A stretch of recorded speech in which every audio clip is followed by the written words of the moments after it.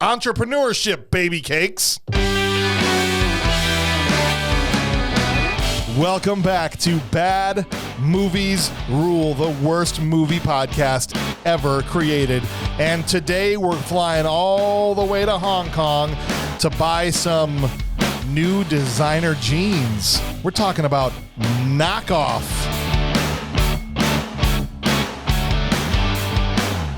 And some Puma shoes. Puma shoes.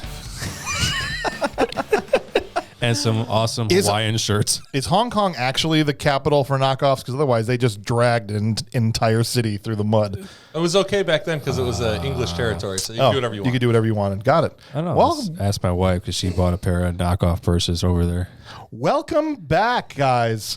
It is so nice to see all of your smiling faces. We are back here to talk about, what is this, our fourth Jean-Claude Van Damme movie? I think we started with Street Fighter. Third. I know it's not. No, it's not. It's four. We started with Street Fighter. Cop. We did Time Cop, and we also did that other Van Damme movie. I swear there was another one with the flathead guy. That's Street Fighter. It's three. This is the third one. It's not. I have to guarantee imagine- it's Go. not. Let's go through the. Let's I have to imagine you're always here. Our Spotify. Bob is always here for Jean-Claude Van Damme, right? I never miss it. So- If you did a Van Damme movie without me, I swear this I is will not. This has somersault gotta be the fourth kick one. you in the face. So did really, a it's Seagal your movie. third Van Damme movie, and it's also your third movie written by Stephen E. D'Souza. Well, no, it's our fourth. Oh, is it? We did, well, this one I know for sure because we did, I mean, that's what I was thinking with four, but we did Street Fighter and Hudson Hawk back to back. Yes. Then we did Judge Dredd, which was written by yeah. D'Souza. Yeah, And so now this that's is our right. fourth Stephen D'Souza movie. And we had joked at the beginning we were just going to be the Stephen D'Souza podcast. Right. Yeah. And we're going to go through his entire filmography. So Flintstones is going to happen at some point. Everything he did Yeah, in the nope, 90s, nope. anyway. Yeah, you're right. I hate water. You're Oh, we right. did Cyborg. Thank you. Cyborg. Cyborg. We did four. Yeah, so this is number 4. Okay. This Thank should you just- very much. You're right. This should just be called the JCVD podcast. And you were there for Cyborg. We didn't leave I you out. was. I was. All right, so as you hear, Bob Hauser, I'm James Hauser. The two brothers are here in the studio. We're never doing a Van Damme movie without Clint Bush and Bob Hauser. I think you guys have been here for all of them. Yes, we're- I feel somewhat vindicated, however, that you guys completely forgot about Cyborg. I didn't forget about it. It's just at this point, we've done almost 50 episodes, and I can't remember all of them, right? Ryan, this is Yes. your first Van Damme movie. Welcome back, by the way. Yes, the first Van Damme movie. Your first time back since Deep Blue Sea. No. What was the other movie you did? How dare you forget You everything? see? There's too many episodes. Buckaroo Banzai. Oh, that's right. Buckaroo Banzai. 2 weeks ago, See, doing but see, Buckaroo Banzai. Yeah. If you had recorded this a week from now, I would have remembered because I will have then edited that episode. Then the release. The release would have happened, but that hasn't come out yet. Yeah. Well, welcome back anyway. So for your third go around with Bad Movies Rule, Yes. are you? Because I already know what these two things. Are you a fan of JCVD or are you not? I'm 50-50 on him. Okay. Yeah. I hate this guy because he won't come and roundhouse kick me in the face. Yeah. This is the thing is we're going to talk trash about him every time we do a movie about him because we want him to one day walk through this door and kick us all in the face. And just destroy Roundhouse us. kick us. Yeah. Destroy everybody. That'd be fantastic. I mean, I would love to be here for that. Want to see him do If the there was any, splits. I would cancel my entire week just to get kicked in the face by Van Damme. So you're 50-50. So you're not like a stan, like, I don't care what the movie is. If Van Damme's in it, I'm watching it. It's like you like the good ones, you hate the bad ones. Well, is there a good one? Yes. How of course dare there you, are. sir. You say, There what? are universally accepted Wait a second. good ones. One of your favorite ones is Expendables 2, and we have arguments about that movie all the Sure, time. but that's not really a Van Damme movie. If he's in it, it's What a do you Van call Damme that? movie. He's in the movie. I call it, he's a supporting role as a villain. He's the main villain. Yes. if Van Damme is in the movie, it's Yes, a Van It's a Damme Van movie. Damme movie. So what do you call? So if Stallone's in the movie, you call it a Stallone movie? Yes. Yeah, that's a If Stallone Statham's movie. in a movie, you call it Yes. a Statham No, movie? no, you don't. He has not earned that right. Yes, you he have does. a major problem with Statham. I just don't like him. Why? But because he's Because just he's trying to his get kicked in the face. face. Not by Statham. we got. Why, you think it'll hurt more than if Van Damme did it? I'm surprised they haven't All done right. Transporter Look at it like yet. this. Here we go. I Look hate at it. it like I think this. I think it's from. All right, hold on, guys. I want to hear Ryan's explanation, and then I'll No. explain why I hate Statham. Go ahead. Of the 50-50 portion? Yes. I mean, yeah, like Universal Soldier is an amazing Yeah. freaking movie. Your mom's 50-50. But like the quest. Can we use that? Yeah. My- No, the Mom quest jokes is are- bad. The Quest is just the remake of Bloodsport. No, that's why? bad. Yeah, that's just okay. I will never watch that movie again. No. Right. Knockoff, I've watched at least 5 times in my life. I found a hidden gem. All right, here's my issue with Statham, and I don't want to spend too much time on him because this is JCVD's time we're all on right now, okay? And my issue started with the Transporter. I saw the Transporter, the original one. I hated it, and ever since then, we just started off on the wrong foot. Was it because he opened the package? No, it was the scene where he deflected a rocket from an RPG with a serving tray. That was the best.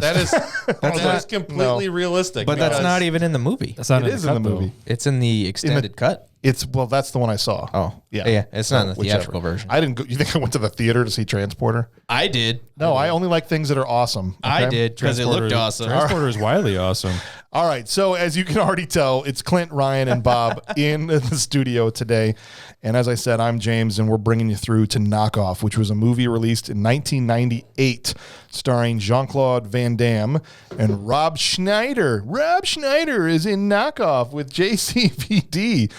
Lila Rochan, I think that's how you say it, Rochan, and Paul Sorvino rounded out the main people in the cast. Worst villain. And it was written, as we said already, by Steven D'Souza, our 4th movie by him, and it was directed by Mark Su. I'm going to say it's Sue, probably. It's Tsui. Choi. Choi, is that how you say it? His name is Choi Hawk. Choi Hawk. Well, Yes. on IMDb, it's Hawk Choi. Can I ask you a question? How is it spelled? In the actual credits, Okay. it is spelled Tsui. Yeah, it looks like. Yes. Okay, TSU. Yeah. Tui Saili He's Hart. a Yeah, we're going to get Vietnamese- emails. Okay, so He's a Vietnamese film Hold director. on, I'm not trying to be hateful on the guy's name. I want to pronounce it the proper way. Choi? Choi. So how is that spelled Choi? Where in that does that say All right. Choi? Well, It is not in Vietnamese. English. before we get too much further into the episode, I do want to let the audience know about a couple of things. One, if you want to email the show with any kind of feedback or hate mail towards Bob, the email address is thisshowIstrash@gmail.com. Those of you who've been listening to us for a long time already know we're super appreciative of you. Thank you for listening. Whether you're catching us on Apple Podcasts or Spotify or any of the other number of platforms that we're on out there, we appreciate you. If you could do us a big favor, it really helps us get pushed out to more listeners if we've got good ratings on those apps. So if the app that you use allows for a rating, as Spotify does, Apple Podcasts do, go on there, give us a 5-star rating. It will really help out the show, and we would greatly appreciate it. If you don't like us enough to give us a 5-star rating, please don't rate us on the app. Instead, send your hateful review. I mean, we don't mind if you hate us. We want to hear what you hate about us. Send that in the email form, and we'll read it on the show. And we love when Bob gets roasted. Absolutely. Yes, I mean, keep that coming. Keep Yeah. those coming. Turkish silver. That's right. Turkish Silver. He's out there somewhere. He's out there somewhere. You are our hero. And yeah, so is Ronald Anderson. Yeah, but Ron Anderson loves you. That's the thing. Well, they're both in the Hall of Fame They are both in the Hall of Fame, but because he they loves both you. wrote back Yeah, Yes. in great, articulate absolutely. paragraphs. They're very, very good guys. They I like use them both for words. different reasons. I think Turkish Silver is secretly jealous of you. I think Turkish Silver. What if Ron Anderson is Turkish? No, he doesn't have a background. No. Oh. He doesn't have a Mind background. blown. Yeah, no, can't be. Ron Anderson is the type of guy that when he wants to say something, he uses his name. Yeah, Yeah. You know what I'm absolutely. saying? He is the greatest Yeah. name of all time, and probably is the greatest person of all time. All right, so Like he ends it with a hyphen. I love. Like we can talk says about something. Ron for 10 more minutes, but let's get into Ron this movie. Anderson. I love okay? you, Ron. All right. The budget for this movie, I was surprised to see, was $35 million, which That was not spent on good cameras. means this is probably pre straight to DVD for. I was trying to figure out when that exactly happened. This had a theatrical release. Yeah. He wasn't getting these type of budgets by the time you're doing, the maximum risk and Is this all that stuff. what's the Japan 98. dollar? I don't know, but it was $35 million was the budget, and it made $44 million, which means it lost money essentially. Rob Schneider did do the conversion from Taiwan dollars to American Is it Taiwan dollars? in this at some point. They use Taiwanese dollars in Hong Kong. I don't Or think that's I'm how- sorry, Hong Kong dollars then. Yeah, I was just curious who financed the film. If it was American I have no idea. company. I don't or- think it was a Hollywood produced movie. No, it was what was it? MDP Worldwide, There you Yeah, go. that's a foreign. which went bankrupt after this movie, right? That's probably why he got $35 million. Yes. Obviously, they didn't go Yes. bankrupt They did. before this. This same director, did Double Team Yes. with Rodman and Van Damme, then followed it Yes. up with Knockoff, and then that was just it for the company. Yeah. They went belly up. But now And he has a $900 million movie in box office today. Yes. Oh, I'm sure he does. Yeah. Choi Hawk basically left Hollywood after doing 2 Van Damme movies and went back to his native and Right. Yes, and now has Nice, crushing it. Right. $900 million profit box It office. wasn't movie. he's not the one that went bankrupt. It was the film company, not the director. Yeah. Well, that's what happens when you put Rob Schneider in your movie. Is he's a good director now, is what you're saying. I have no idea. All I know Okay. is that he is kind of in the realm of Hong Kong cinema. Like Okay. his name is mentioned next to John Woo.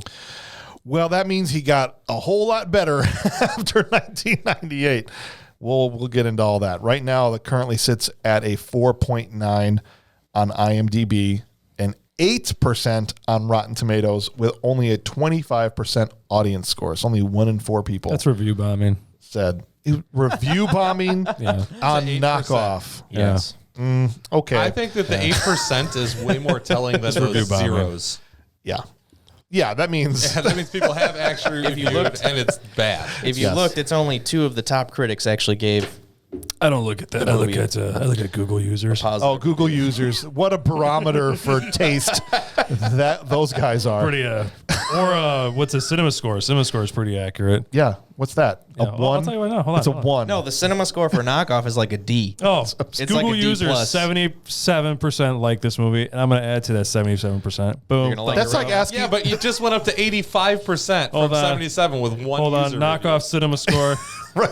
Cinema score is like a D or Yeah. a D plus. It's not good. If every other metric says it's trash and the Google users are the one that says it's not, that's like But- going to Walmart and asking the people that shop there. This Walmart.com what's gives it the a 4 out of quality? 5. Thank This you. is- You just proved my point. This Oh. is exactly why there are 12 different user metrics out there, so everybody can get what they want. Hey, That's right. D plus, it passed. Oh, it passed. If this was a history test, It passed. passed. But he still wrote Herbie Hancock. Like that's gonna like how graduate. Tommy Boy passed his history exam. A lot of guys go to college for 8 years. A lot of people go to call college for doctors. 7 years. All right.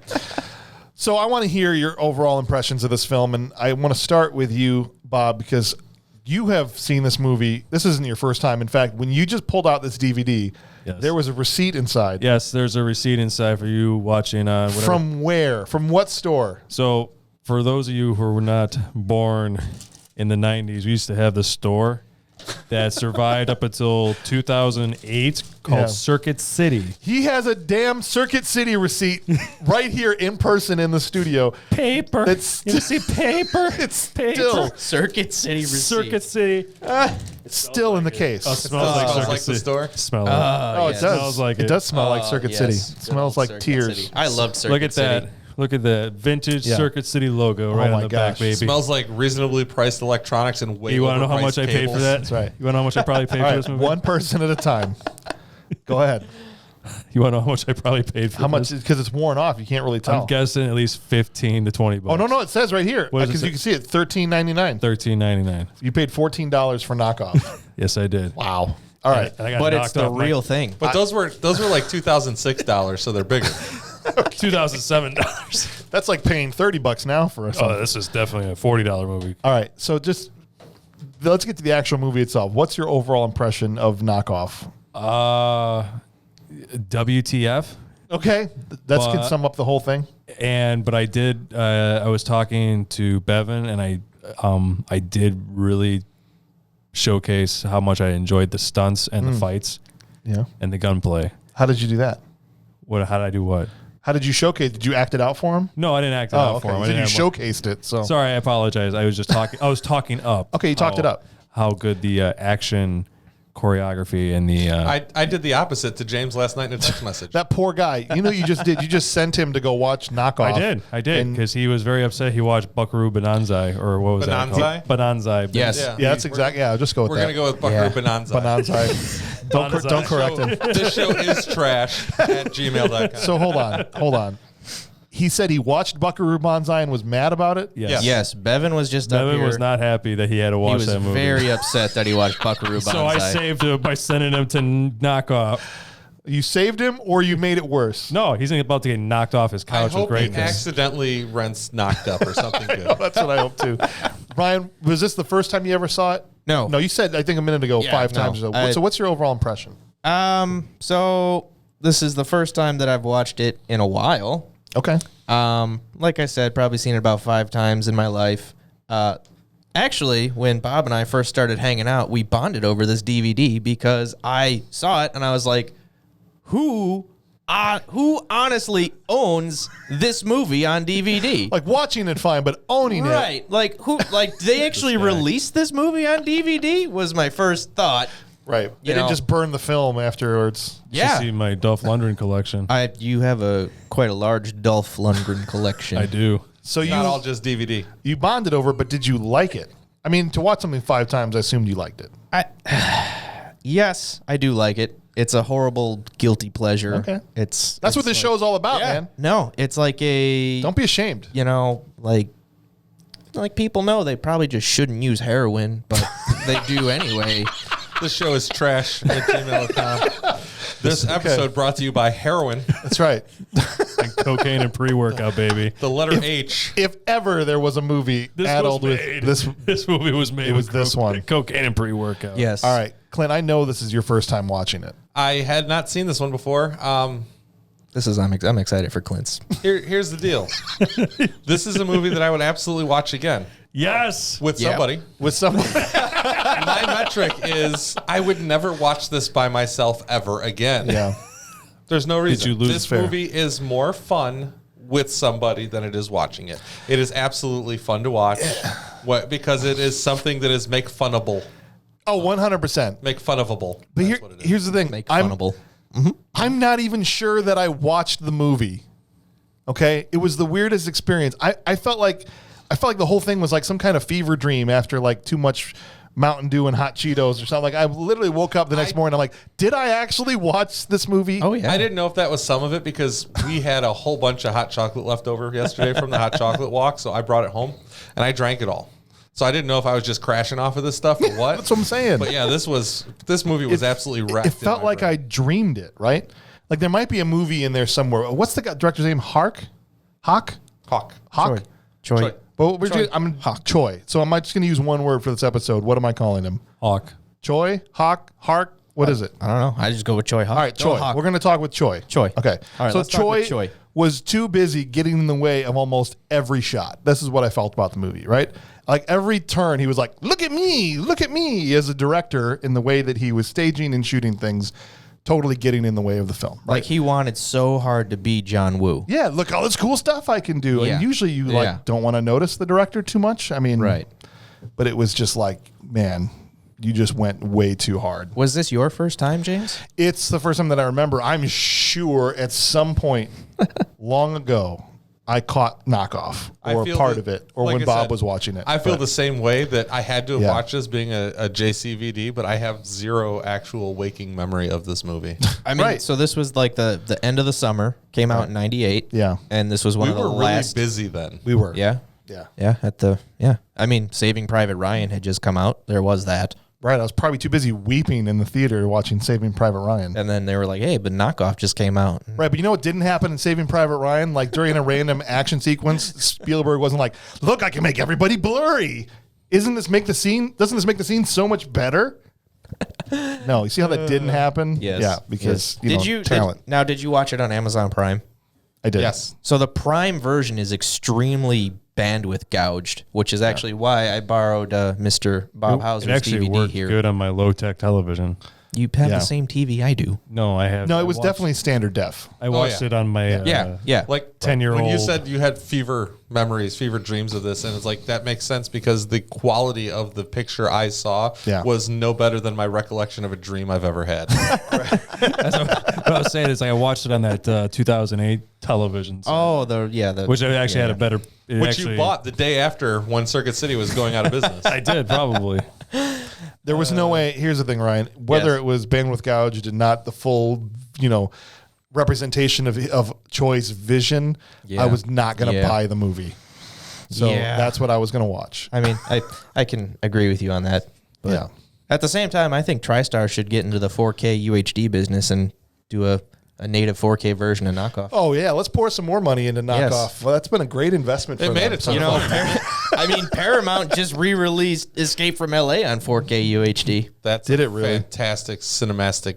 That movie. Cinematic. That's coming up soon. Cinemastic. Yes. Escape from LA is coming up Yes. soon, y'all. So we're actually going to be doing that on the show in the not too distant future. All right, we got to All right. jump. We got to Let's jump into jump this in. movie because 20 minutes, 45 seconds, and movie. this is the okay. So I mean, I'm trying we to could talk figure out how about to the get movie into this. in about 5 minutes. We could sum up the whole movie we in could. 5 minutes. But in the beginning, there's a bunch of cops in the water, the river, wherever, and they roll up on a bunch of floating baby dolls. Yes. Because some shipping containers on the bottom of the river, right? And they're going to investigate and check it out. And they all get exploded because the dolls, we don't know why yet. Yeah. But the dolls are explosive. Because the Russian terrorists turned the knob. Yes. They turn the knob. And we Well, get that. we assume it's Russian I mean, I don't know, the most expensive CG shot ever created where we zoom into the baby's eyeball. Right. And all the way down into the innards and the thing, and then it exploded. Yeah, the optical effects stuff Yes. that now these days are very, Yes. Good. yeah. Right. I mean, it's like the same thing Necessary. in the first Fast and Furious movie Yeah. when he hits the gas pedal and it goes like. No, I was fine with that part. yeah, I mean, yeah. you do it once, and this is the plot device itself. It's the bomb, right? Right, Let's do it. right. But then, like 5 minutes later, when like he just makes a cell call, like a totally not unimportant cell phone Yeah. call, and we have to zoom into the cell phone and along. And go through the transmission frequency That's to. it. Hey, look what I I'm can like, do again. that's not exactly. That's what I'm talking about. That's not necessary. That's overkill to me. No, we're. You know. I mean, I think as we go through this, we're gonna definitely pinpoint all these ridiculous optical effect shots. That Choi was attempting. But after the bombs blow up, then there's like a boat chase, right? Because you said these Russian gangsters get chased by these police. We meet. Well, this one cop just happens to see, hey, right behind that rock, they're getting away. Look, Right. those guys. and you know, like with the spray paint on the side of the boat. Yeah. You Well, know- that's from the rental company. the boat cop. Boat cop is chasing these guys, and for being a boat cop, doesn't know that boats don't really work great on rocks. Well, I'm thinking he wasn't a boat cop. There was a boater. He like commandeered this other boat guy and said, "Follow him." Well, he And- should have brought a rock boat, is what they should have done, because then they tried to drive the boat on the rocks. And Well, no, it didn't work. the guy died. Well, And yeah, boat but was then the just other going one undriven. followed him The other onto boat the was going rocks. undrivenly. Right, but then they purposely drove on What about the a rubber rocks. ducky? Yeah, I mean, you could pilot a rubber ducky big enough, like in Batman Returns. Yes. But better. Ooh. Like Yeah. Absolutely. That would have been 100 times rubber better. ducky. Issue So here's to the- Hong Kong police, rubber ducky boats for everybody. So Yeah. here's the introduction to Inspector Han. That's his name. Yes. Boat So, cop. by the Scar way, Smoke Up. did you know that Jet Li was going to play that role and then turned it down to do Lethal Weapon 4? Oh, that was the right decision. That is a huge win. Somebody, Everybody. go high five yourself, Jet. That movie. Actually, But that part was so small. Maybe they just made it smaller because they had, Michael Hong or whatever in that part. And not I mean, Jet really, Li. Jet Li hadn't broken out in Hollywood yet either. So That's true. Yeah. so you're telling me we could have saw the first ever Van Damme Jet Li movie? In Knockoff. But they would have been teaming up and not going against each other. I don't Yeah, know, but yeah. that would have been great. But it would Would've have been been. Yeah. I did like Michael Chong in this movie. I thought he was great as Michael Chong. What did I say? Hong? Yeah, Michael Chong. Michael Yeah. Chong As Inspector Han. The boat as cop. Inspector. Yeah, boat, what I just called rubber him. ducky cop. So we have a terrible action sequence to kick this movie off. Right. Yes. And it's just not the right way to start the movie because you're immediately behind the 8 ball. On top I of know the that- fact that in the screenplay they're like, "Oh yes, we found the crate. It's our knockoff, sir," which is the first ham-fisted usage of the word phrase compound modifier knockoff. Which, by the way, they use 21 times in the entire movie. I'm glad you know that Yes. because one of my favorite things in movies in general is when they say the title in the movie, right? And we just like with Waterworld, it's like nothing's free in Waterworld. Like he said the thing, Yeah, he But said then the in this he said movie, it. they just beat it to It death. is 21 times. I tallied it last night. That's too many. You counted? I did. No, I How many times did you watch in preparation? Twice. Twice. Yeah. Once to get your notes and once to count how many times it said knockoff. Once to just get back into it. Like I haven't seen the movie in 15 years, and I was like, yeah, I'll watch Knockoff. He probably watched it and I was one like, and a quarter times more than I did. Yeah, well, you watched. I saw the whole thing. But you always watch it with your phone out, so you No, can't, I didn't. You Well, don't just really the watch text the that I whole sent thing. to you, but I didn't actually look Oh, you anything did. else up. I'm proud of you. You're getting better. You I'm used trying. to show up to these episodes and you're like, yeah, I watched it, but I was scrolling Facebook the whole time. Right. No, I really enjoyed the commercials that came out. Unfortunately, this one was Amazon Prime. No commercials to save. That's me. right. Yeah. That's right. So we first get introduced to our main characters. The first we meet is Tommy, played by Rob Schneider, right? And he's like a fashion. I mean, we find out later, but he seems like he's running a fashion show or something. He works at he's doing a fashion show. He's trying to get these girls to do whatever he's trying to get them to do. Yeah. For jeans, some X6 jeans or something. I don't know. What it's V6. called. Was it V6? V6. And I feel like everybody should have known immediately that he was a cop, because I don't buy Rob Schneider as a fashion guru, like even for one hot minute. I don't buy him as a cop. But either. what about JCVD as a fashion guru? JCVD can do whatever he wants. Well, I mean, we'll get to that later. Anyway. Yes. So we have a fashion show. I don't think JCVD was supposed to be in the movie, but we'll talk about that. They should have had Daniel Day-Lewis. Yeah, that would have been. He would have drank that milkshake. Could you imagine? Tommy! These are our knockoffs! Wow. All right, and then we meet Ray, played by Jean-Claude Van Damme, who is, it seems like he's a knockoff artist because he's like buddy-buddy with Skinny and Cousin Eddie, but he's trying to go legit. he's trying to go, well, Tommy is trying to pull him into a more legit business. He thinks. I mean, this is like the plot that you need to pick up on after you see the movie and then kind of go like, wait a minute, what was that even about? Right, that's why I paused for such a hot minute to just go, hey, how do I explain this? And then you okay, so Marcus Ray is this guy played by JCVD who's trying to go legit. Right. Yes. But yes, is the king of knockoffs. Correct. Yes. And we see that because in the first scene we see him, he's going through like his knockoff shipments. There's Puma, or you said Puma-ma. Puma-ma, right. Puma-ma. Which is like too many M's. He's like, oh, come on, man, there's too many M's in this thing. Yeah, exactly. And Skinny was there. He's, shipping some bogus toys. I like how they got Skinny dubbed for this. Not Okay, Skinny, we I'm talk sorry, about the dub. Eddie, the The cousin dub of Eddie. everything.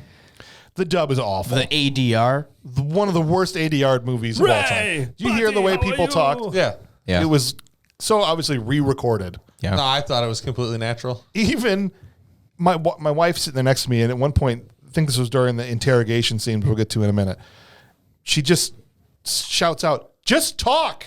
Like, why are they talking like this? Right. And I'd like to explain the fact that it's all re-recorded, but the problem is there's people that sound like they're re-recorded that shouldn't have had to have been re-recorded because they were English. Yeah, well, like the intro to Tommy when he's walking down the thing at the fashion show, and all the dialogue is like coming out of the left. Right. And he's in the center of the frame. He's over this way, Right. And he's like, then the camera zooms. He's like, oh, I got to get out of the knockoff business. Right, but why does Rob Schneider sound I like gotta he's get out of the 80-yard? Right. That's what I mean. Everything, literally everything sounds 80-yard in the movie. It's bad. The first, and Bob, What go does ahead. 80 yard mean? Were you going to say something? No, I'm just Clint and I are looking at each other like we don't belong. We're in this just having a conversation. moment. Yeah, you do. No, I'm literally. Don't do that. Don't do that. I know approximately what ADR means, but I'll what is the explain it. actual acronym for ADR? Automated dialogue replacement. Yeah. Okay. So it's basically Got it. like let's say you're shooting a scene, and as you're giving your dialogue, a plane flew overhead, and so when they get into the editing bay, they're like, "Yeah, all we can hear is this plane." But they don't want to go get everybody out there to shoot it again. They just have you come into the studio with a microphone, watch yourself, and re-record it to sync up with your lips. Yeah. Bob knows better. a lot about that with Psycho Hiker. I try to forget about it. Yeah. A lot of experience. It happens on every movie. In fact, a lot of the dialogue you see in movies has been re-recorded, but they do a good enough job that you can't tell. Sure. And this was just the most obvious one I've ever My seen. favorite is always when they do the behind the shoulder camera shot and the guy's supposed to be talking, but you don't see his jaw. You can see that he's not. Yeah, Right. I always love that. So And another terrible thing that actually gave me a headache to watch this movie that the director would do is he barely ever was showing the person speaking. Right? And so naturally, as you're watching movies, you cut away sometimes to reaction shots, but you're pretty much with who's talking. And it was like he was doing the opposite. Whoever was talking was off camera, and it would cut to the people listening, and then back when they started talking, and it was just like, I don't know if they were trying to avoid the obvious mismatch on the ADRs or what, but it was just so, it made me nauseous. Yeah, I can agree with that. It's a tough movie to swallow. It is. Yeah, but it's great. All right, Bob, so you mentioned your initial review of the movie is WTF. Yes.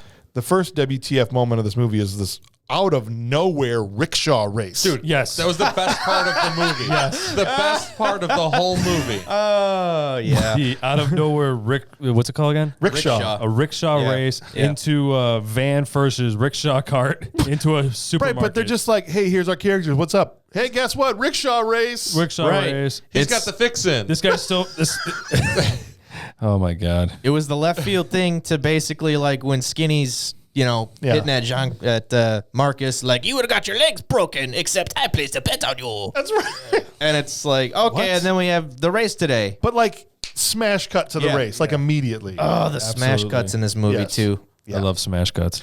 And Yeah, when they're It's- done right. Sounds like a sandwich. so Eddie, Should be a sandwich. and so Eddie brings in, like, I don't know, the tiniest person ever to ride in the back Yeah. of his car. And so Eddie's one of the other knockoff guys that Van Damme is friends with. And he's also in the race, and they're competitive with each other. And so Van Damme has to pull Rob Schneider on his rickshaw while Eddie's got like this tiny person riding in his. Yeah, it seems fair. Before we get further, we did talk about he's trying to go legit. I get the feeling that Van Damme really truly thought his V6 jeans venture was actually legit. He may have still he been did. doing the Yeah. knockoffs, but he was trying to have the jean thing be right. Because when he found out that Eddie was doing the jeans, he's like, "Oh, that mother." He was genuinely upset. Yeah. Even when he found out later that Tommy wasn't really trying to. That Help Tommy him. wasn't really Yeah. Tommy. That Tommy wasn't really Tommy. He was a cop. He's like, What? Yeah, when he's freaking out on the rooftop. You're supposed to make me legit. You were supposed to cop? make, Yeah. right. You're supposed to make me legit. He was CIA. CIA. I know. Okay, but the supermarket Yes. van fight He's a scene was really cop. good. Yeah, so let's talk about that. Good so call. they have Good this call. this whole rickshaw race, and at one point, Van Damme's running Downstairs, alongside yeah. the side of a van, and they're down these steps, and it's all like Eddie went all out. He hired a full on freaking doppelganger to take over the race yeah. from him at one point. Yep. Yeah, he Got in a car. he hops in a car, goes to the end because he's gonna just like jump ahead. I'm like, how much money is on the line in this rickshaw race that you're going through all of this trouble? Well, it's all of the betting, the side betting and stuff. When you get Van Damme, his shoes explode halfway through the race His because Tommy bought him his own pair of knockoffs. And of course, the optical effect shot that needed to be there to show the soul exploding. But they showed the soul 5 like times. 3 times Yes. before it even exploded. Right, like when he first jumps on the Yeah. staircase and Like, it shows the inner of I'm the like, soul collapse on itself. That's and- how a yep. shoe works. Okay, Yep, thank you yep, for showing that. Yeah. Every time they opened a car door, I wanted to zoom in of the locking mechanism. dude, that would actually- coming Ooh, open. Yeah, right? and do like a speed ramp of it. Like, Because then I could probably figure out why my Passat doors freeze open once I get them opened. People will be studying this forever just for that. Now, but you're right. So a van comes up and kidnaps what they think is Eddie, but it's actually fake Eddie, the Eddie's doppelganger. Yes. And Van Damme sees Eddie, fake Eddie. This is how convoluted this is. All right, Get right. kidnapped, and he's like, I have to, and he You have to save They his have friend. Eddie. I have He's to gotta- save my friend. beats a van in a foot race. Yeah. Basically, catches up to a van on foot, Yeah. pulling a rickshaw. And he hooks the rickshaw on the mirror, right? Yeah, And yeah. then changes the direction of the van Into a by supermarket. leaning on it. but this is because right. Rob Schneider was whipping him with the eel. Yeah. Okay. Fantastic stuff. And gazing longingly at his Yeah, that was a backside. little bit too intense of a look from Schneider. Would you do it? I'm like, wait, this is the best acting Rob's done in this entire movie. Holy cow. I think that's like Bob looking at Van Damme's ass. I think that's- I would whip him with 2 eels. Yeah. And It Van wouldn't be an Damme eel. was not a fan of that. But he Right? says, "Move that beautiful Belgium ass." And he starts whipping him with the eel, with this Yeah. eel that he grabbed from the raw fish market that they crashed into. Is there anything better than Van Damme yelling? He has the craziest voice. His face is like, When he yells, he always like, Yeah, "What yeah. you doing?" he stops moving his mouth, I but he know. still speaks. So good. It's Yeah, so amazing. he's able to pull the van with his rickshaw into a supermarket, Yes. basically, and they all crash. where there just happens to also be an undercover cop. Yes, In of the this lady supermarket. cop who they set up to seem like is going to be a character in this but movie, and then never appears again. she's just gone forever. Yes. Did it not seem like Yes, this was going to be a absolutely. new character? Yeah, I'm absolutely felt the same way. Like, okay, now we meet this other lady later. Right, it's And I gonna was be like all a trio. When's the other cop come back? What's going Yeah. on? When's her partner getting back here? Right. Yeah. Nothing. Never. So then gone. there's this little fight in the supermarket. Little fight. Little fight. Oh. The That's not a little fight. Supermarket's gone. Are we supermarket? Are we keeping track of all the stupid extra stuff the director does? Because in this scene, we haven't talked about how Low Down Dirty Shame overused slow motion, and he literally uses 3 frames to turn a guy around in the scene. Right? It was like Yes. 3 still frames. Yeah. Of the guy, like that's exciting in an action sequence. Give me as many still frames as we can get. Yeah. There's the still frame thing was a bad call. Yeah. But then there was like the bullet going through the roll of toilet paper, like a Yeah. Yeah. POV of the bullet coming through the toilet paper and hitting the soup can. Yeah. Already, I mean, look, That was cool. That was cool. Yeah. when he made the guy fall on top of his neck, Yes. Yes. that was really cool. That was cool. That was good. Really, what I got out of this part of the movie is that after the opening action scene, which is god awful, I was like, okay, Yeah. good. This was a really decent extended rickshaw race into supermarket battle. No, the guy had his moments. Slashy. This is going to win the Slashy Award for Rickshaw who hasn't- Race Slashy Supermarket And Explosion. who hasn't seen that play out 1,000 times? Right. But there's evidence in here of him being a talented director, and so I'm happy to hear if he's gone on to be very successful. Yes. That maybe he's honed his mean- craft, but he just didn't have the off switch on this When you one. get a brand new toy, right? Yeah. Brand new video game, brand new anything, you are on that thing as much as humanly possible. This guy was playing with this $35 million budget. He over-directed. Like he just found it. He just over-directed is I was all going it to was. say, I think he already had a reputation By that point? before. Like, this was his he did a his lot thing of with movies. Hollywood. This was his thing with Hollywood. And it's kind of in the same way when you think of like when John Woo broke out into Hollywood. I mean, John Woo's stuff from Hollywood is not even close to as good as his, like Hard Boiled or The Killer. No, that's true. I mean, like Hard Target with Van Damme is a great example of that. Yeah, This guy, exactly. this guy did the legendary trilogy Once Upon a Time in China, Jet Li, Oh, sure. That was before this? before this. Yeah. What the hell was going on in this movie then? Yeah, no, that's Was what he I just No, was he this just was phoning it in, or was he just like, we're just gonna go No, I batshit think crazy? this was Hollywood trying to Hollywoodize him and make him more obnoxious than he actually was. yeah. Hollywood's obnoxious. What's that? This V6 Jeans executive shows up. She's a real Karen. She's tall. Her name is actually Karen. She shows up from the V6. Oh, is it? I didn't even know No, her that. name I is just- Karen. I just knew her as V6 Jeans chick. Played by Leela Roshan from Waiting to Exhale. I think was the only movie I remember seeing her from. I thought she was in the Big Hanging with Hit. the Coopers. I thought she was in the Big Hit. Was she in that? I think she's hanging with. I didn't ever watch hanging with that Mr. show. Cooper. She's adorable. I'm going to say it. No, she's beautiful. She is. That's not the issue with her. She shows up and she's basically like, all right, half your last shipment. They're like, I'm from the States. I'm from corporate. And Yeah. half your last shipment of jeans were fakes. They're phonies. Someone's taking your shipments and replacing them with knockoffs. Right. And that can't happen. All right? Yep. Can't have it. So you Somebody's guys were either playing in you. on it, or it's Yeah. too stupid to notice. Is it Right. wrong that I like the tug of war scene with the pants? I did like that. No, why not? You can like it. Oh yeah, no, that seems hilarious. is She's like, tug on this, and they're like, "Arr!" and then, He goes and pulls on it Yeah. all by himself, like together. That was so good.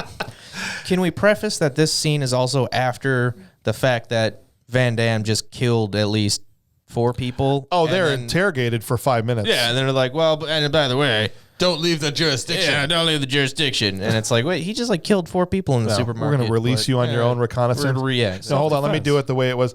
We're going to release you on your own reconnaissance, and you are free to go. But please do. Like that's how the dub Yeah. sounded. It Yeah. was just. And then they It were was self-defense. intercepted Oh, sure, it was self-defense. Yeah. Right. Yeah, No. he attacked the van with the Attack rickshaw. van. They took his friend. Damn it. Treat again.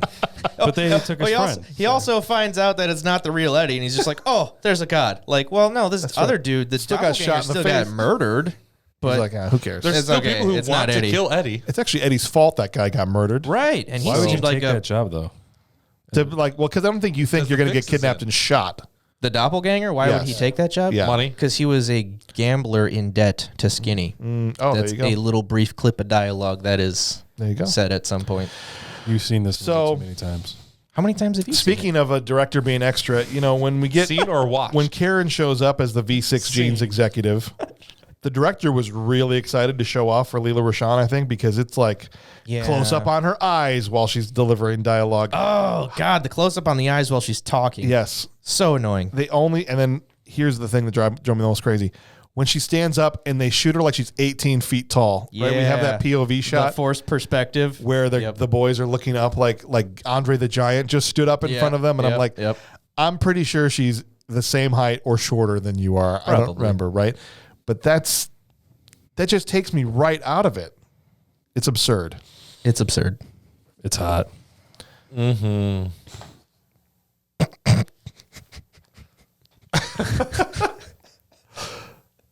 Bob and I are in a different place than you guys on this movie. I just have this feeling. It's great. All right, look. At this point, We're 40 minutes in. I know I'm trying to get through because there's no way I'm doing 2 hours on knockoff. Okay, I refuse. You can't stop it. I refuse. You say that about every podcast that I'm on. I'm not doing We 2 get hours to of the thing. Waterworld. 2 hours. Well, but Waterworld deserved 2 hours. Knockoff does not. We did 2 hours on Time Cop, and that shouldn't have happened. Okay. Yep. All right. Too much And love. Buckaroo Here we Banzai. go. That's right. Bonanza. Tommy and Ray go out to lunch, and Tommy's like, I got to go to the bathroom. Ends up on the roof talking to the CIA. After muttering about I should kill him in front of his parents. Right. And In a weird bird's eye view tracking weird. shot of Tommy standing at a urinal, muttering, I'm going to kill that fool in front of his parents. And then two that's guys hilarious. walk in. It's a hilarious joke. And then two guys walk in, smack the newspaper on the wall. Right. And the camera goes through the wall, through the newspaper to You Tommy's have to. face. You have to. This is when Ray finds out Tommy's in the CIA, Yes. and he's very angry because he realizes he's just spying on him. He's not actually trying to make him a legit businessman anymore. He's just using him. He's just using him, and He's he the king of knockoffs, right? tries to push him off the roof with a stick. Because you're the king of knockoffs, Ray. That's right. And now we've said knockoff 7 times in the movie. Maybe 9 times by We've this said point. it 49 times in Okay. the review. But here's one of my favorite things about the movie is after this scene, Ray and him they'd spend like one scene like fighting with each other. Yes. And then they're fine. And then they're fine. But Brothers. They're That's right. brothers. That's right. They're going to raid this factory to figure out what's going on with their jeans, right? And the V6 executive is there, and they're there, and I'm like, do we usually send executives to raid factories? Is that how Yeah. this works? Oh, that was also the intro to Paul Sarvino. I was going to say, we found the... Yes. Well, we don't know he's the bad guy yet. No, but Paul Sorvino is The head of basically the the head of the CIA guy. of their contacts. The head of the entire CIA, but the guy trash running can- the operation. The trash can full of dirt award winner. No, I don't know about that. He's in the running. well, He's- we'll get to that. We'll get to it, but I like that scene with Paul Sarvino when Jean-Claude is pushing him and he says, like, who are you? I'm the last man you're going to see on this earth if you don't pull him back. And I was like, yeah, okay. That's a good I'll line, buy though. it. I'll buy it. no, he fits the part. I don't think he was miscast or anything like that. He was Yeah. fine. He was fine. But moving forward through this movie, do they generally send executives to raid factories for knockoffs? Well, in Stephen E. D'Souza movies, you really just, I Because- don't think they were meant to go raid it. I think they were... That's literally what they were doing. I understand that. I think that they were meant to be there for the inn so that they could raid it. But it ended up being, or at least that's what I anticipated when we were going. It was like, hey, you guys have to be there at this meeting because she said so. And, okay, you're going to this meeting. That's great. We're going to go and we're going to raid it. But it was the Hong Kong police that were already like planning the Right. operation and staking it out, and kind of they were the ones that They totally sucked at getting in when they're supposed to. Oh, yeah, They that was got a terrible ran over raid. by- they didn't So, even have any. It was like 2 cops. They didn't even go inside. It was like 2 cops, and they're like, oh, when the mom's pizza shows up. Right. Right, and then JCVD ends up basically having a fight scene on top of a truck Right. that I have nothing to say about. I mean, It was really- so unremarkable. I have nothing to say about it. Really? Yes. This is another moment. I mean, they do the was like, zoom in he's through the hitting scope the to the thing. eyeball, to the gunshot, to the lameness. Yeah, it was lame. It was super lame. mean- What'd you like about it so much? Well, first, the thing, I mean, as we're talking about how the movie makes absolutely no sense, why does the Russian terrorist guy just all of a sudden crash through the gate and they're just like, like they're escaping? Like, because they had to have an action sequence. well, what? Yeah. See, so there was nothing that prompted the escape. nothing. But then we get the green flames again. Yes. Because the whole factory explodes. Well, Yeah. Green Flames is the whole thing. Right, all their little bombs. That's how you know it was the mini bombs. Right. Or But we whatever. didn't know that yet. It's No. just like in the movie, in my opinion, you're thinking like, why are these flames always green? I don't know. Because No, you're sure. It's true. Yeah. Oh, Copper yeah, burns yeah, green. Copper burns Yeah. green. By the way, copper And also, and you Kappa. told me something in 2006 about copper. To this day, that still hasn't come true. What is it? I'll tell you later. all right, so this Wow. So this unremarkable this sequence Segue. van this scene, sequence could not get over fast enough. I for me. liked it. Come on, Bob. What? Jean-Claude Van Damme Yeah, say something. on top of a van, grabbing onto this fin of this balcony that And he's- collapsed onto him, And he's he's smashing on top of the and guy. he's smashing it on the guy, and then he picks up a sniper rifle and shoots the other guy, and then throws the other guy Yeah, off into point a blank range. Yes. You snipe somebody. Yes, Right. It makes it easier.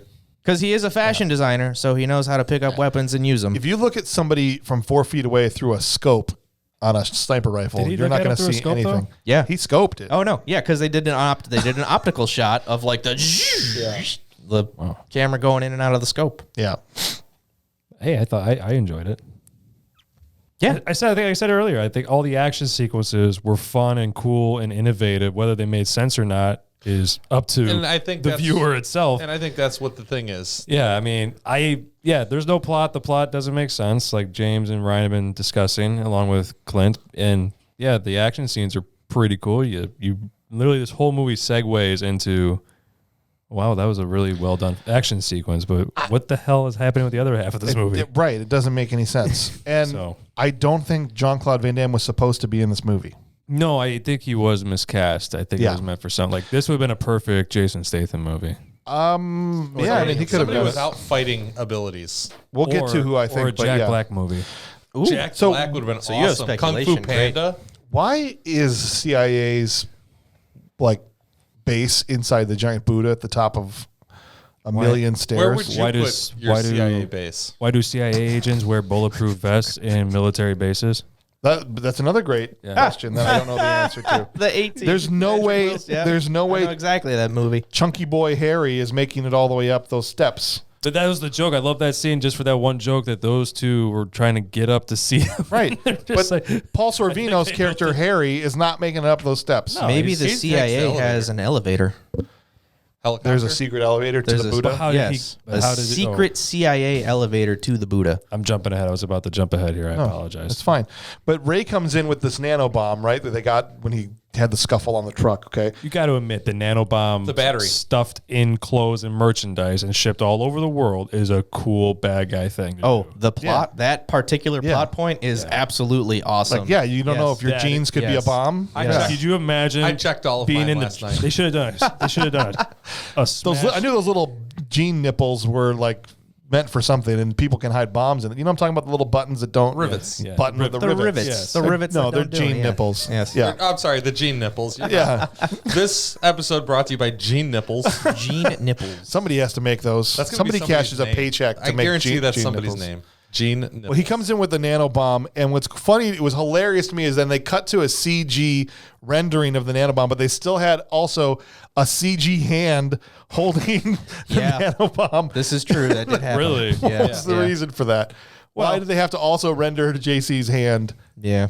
Doesn't make any sense. I mean, does it make sense that the CIA is just like, well, by the way, Marcus, now that you're involved, we're just going to tell you about everything Yeah. related to this, Even though you're not a even cop though you're not a cop or an agent or anything. But you do look But- good in a tank top. Well, you look sir. good in a tank top, so we got to tell you they're going to put these in clock radios Absolutely. and toys. microwaves, and television breakfast cereals Yes. sets, refrigerators. and dogs. The giant, the giant, This isn't really the going to be. giant Could you expo imagine dump. if somebody, if an international bad guy was going to put a bunch of nano bombs in milk, In milk, who would stop that guy? Captain Crunch.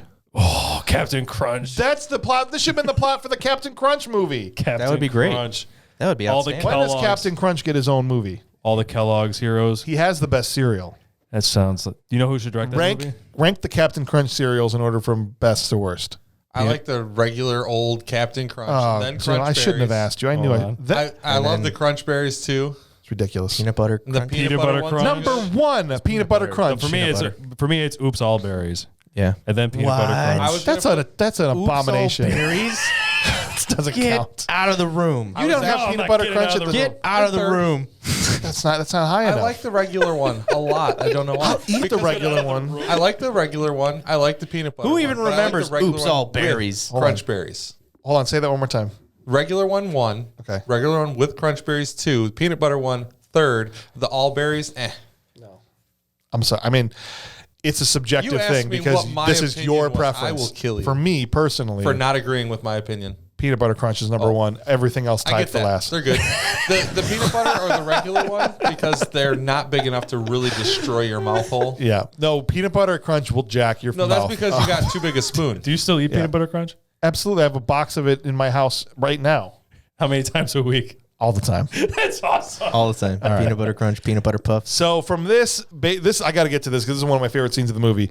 After they meet with him, the CIA and the giant Buddha, they're like, we got to go get Eddie, right? And so they go to Eddie's hideout, and Eddie is a freaking crackhead. Okay, can I just say first of all, Yeah, like This- like never mind. not like literally a crackhead. What were you gonna say? No, I'm not gonna say it. I was gonna mention a town. Like, I was gonna mention something. Oh, about a I know what town. you're talking about. Okay, Yeah. so I'm Yes. not gonna do What that. were to you that gonna town. say? I was just gonna say and now this is the scene after the so aptly named Green Flame Project Yes. I was of thought 1989. I thought it was the low pan effect. As they're divulging all the CIA info, they're like, "Oh, it's the Green Flame Project in 1989." That's right. The Russians, they must have figured out the nanobots, and it's Oh, like, the what? Russians. They're always doing that kind of bull crap. So we got Russians and Americans Right. in Bunch British. of Russian jerks. We have Russians and Americans in British occupied Hong Kong.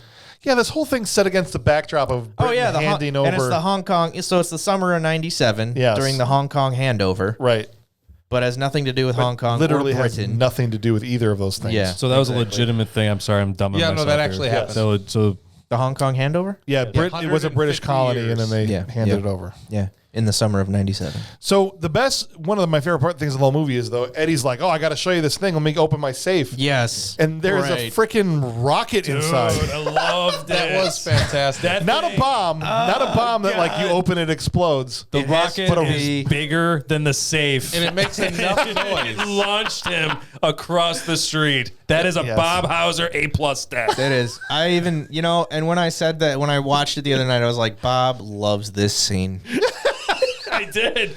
I rewinded 3 times. I mean, how many times have we seen that? Somebody booby traps a safe, they open it up, it explodes. Oh, sure, the booby But trap portion, Who goes through the trouble of booby trapping the inside of a safe with a rocket that will fire once you've opened it? I do. And launch launch- you across the street. Be strong enough to pick up your entire body off the ground with no starting distance Yeah. and through a wall. He goes through the wall, not the window, Yeah, a brick wall. yeah. And into a concrete wall and doing it. explodes. I've got a safe. I Dude. gotta secure it. That's somehow. probably one of the best deaths in this movie. It is. It's one of the bar- best bar none. deaths of cinematic history. Yes. And then Eddie also, it turns out he has 1,000 friends Oh God, yes. that work in the fruit market, and Oh, they yeah. all are going to attack at the same time. Yes. That was that one scene I didn't really care for. And we get JCVD with chain wrapped arm. Going JCVD. against Did the you guys sword. feel like that scene was jarring? Yeah. Yeah. The way it was edited? That was How the many one. times did Rob Schneider get paper cut in the back by those swords? Oh, lots. Like he's literally getting whacked in the back with swords. Yeah, but- and he's got but little the- paper cuts. But the fruit's messing him up. Right. The dragon fruit or whatever that was like. Dragon fruit. Oh, he keeps God. complaining about the dragon Oh, this fruit. dragon fruit, but this guy's hitting me with a rubber machete. That's what it was. They were probably actual rubber machetes, and since they were knockoffs, they were a little hard, and that's why he just had the Oh, the machetes were knockoffs. Yeah. Oh. Number 52. This was the scene, the way it was shot, this whole sequence. This is where I realized who was supposed to be in this movie. I was like, I think this was supposed to be a Jackie Chan movie. Yeah. Oh my God, yes. And like where he's zipping up around the beams and he's using the chain, like whatever he can find around, wrapping it around. And especially the sequence at the end which we won't get to all of it, but he's like sliding around. And I'm like, this is a Jackie Chan action sequence. A lot of these Yes. were. Yeah. Yes. Absolutely. And it's like Did JVCD just showed up and everyone was too afraid to tell him it was supposed to be Jackie Chan. And so they just shot the movie with him. the guy's just rolling through. The same guy who did the ADR, just rolling through the Rolodex looking for Jackie Chan and grabbed the wrong J number. That's what I'm he doesn't saying. know English. And no one could say anything to Jean-Claude Van Damme because every time someone tried to talk to me, we would just headbutt them, right? Remember in Time Cop? Don't challenge Can me. I see your identification? And I'm like, that's what happens. That's how he just does that with everybody. And so this scene specifically made me think that, I mean, he did a good job. I don't want to rip on Van Damme. No. Yes. But it seemed like Van Damme trying to do Jackie Chan. I will say this. I know Ryan will disagree with me. Van Damme makes all his movies better for his involvement. This particular movie is where I was even going to say, like, this is one of those things where you get to see JCVD's physicality in the sense of he's capable. He's able to do all that being stuff. Jackie Chan. Yeah. Yeah. He did all the stuff. Yes. I mean, I don't say that as a rip on him, but just I that. know. That's the person we came to expect for that type of. Right. We watched up to this point in 98. We've seen a lot of Van Damme movies. We know how those action sequences usually work. Right. And this was not what he usually did. So it was actually impressive that he was able to pull He it didn't off. do any splitzes. Maybe it was a favor. Maybe Jackie Chan said, I can't do this, but my Van Damme friend can do it. Maybe, maybe it's more of a style of Hong Kong I cinema. kind of thought that in the minivan chase that you didn't like. Yeah. Where that's for me, where I was like, running up like he did when he kicked the van, like very Running Yeah. down the very side, Jackie- around the corner, all that yeah, stuff. yeah. very Yeah. Jackie Chan-y.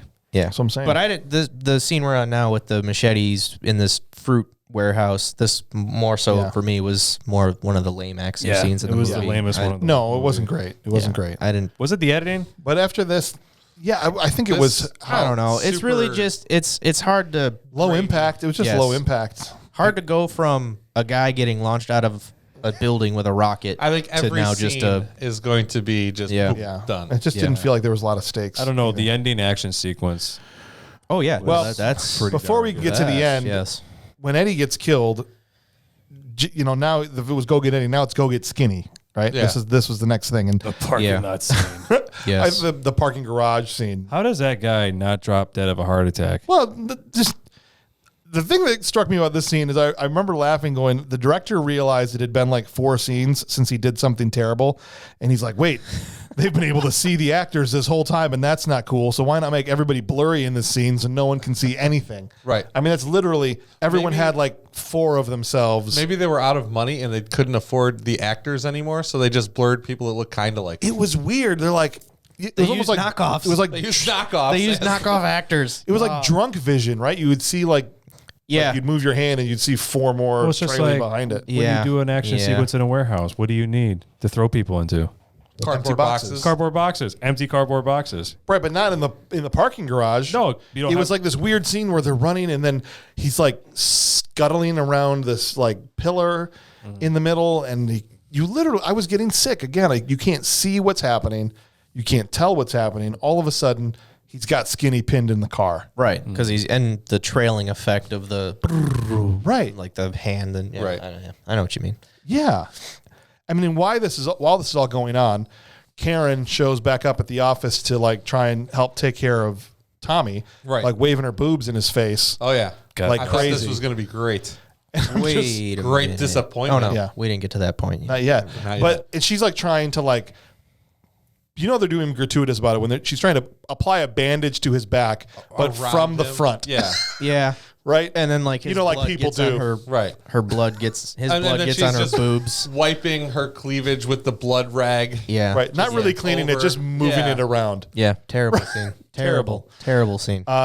But this As is it's all intercut with what else is going happening. on. And this is what I really wanted to ask you about, because I love the part when he gets him in the car and he plows through like 10 guys. And some of these dudes went flying. Oh, yeah, When he the hit him one- with the car. The guy who just decided to keep running at an oncoming car, Yes. who then goes completely over the top. That of it. seemed like it really happened to me. Yeah, Okay.